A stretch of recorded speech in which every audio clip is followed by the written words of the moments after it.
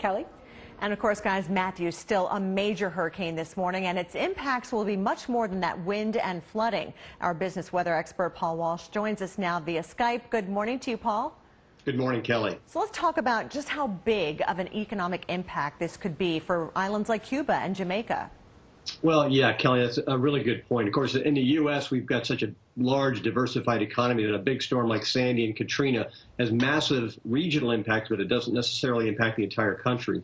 In the case of Matthew and Haiti, for example, and Jamaica, the impact could be very, very significant because the economies are still fairly small. They are not as diversified as we are. They're geographically close together, and we could see major impacts to the economy that could set them back a year or two or even longer. Wow. Let's talk specifics now. Which industries in particular do you think will be most impacted?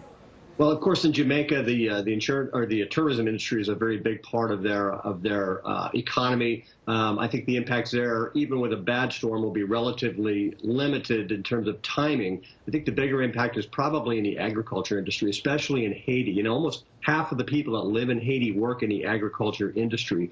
A lot of those are small farmers. A lot of them don't have insurance. So even a storm that doesn't hit Haiti, but it looks fairly certain we're going to get massive rain in that area, will have a significant impact. So it's very, very concerning for those areas. Yeah, I mean, they're still trying to get on their feet after that massive earthquake several years ago, as you know. But let's talk about the kind of resources that are available to countries like Jamaica following a storm like this.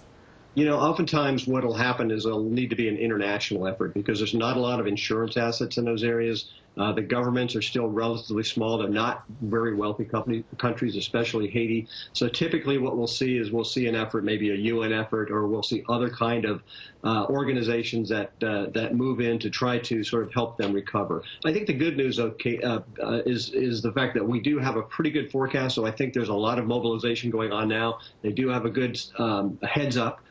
So to the extent that they can prepare, they are preparing for the storm.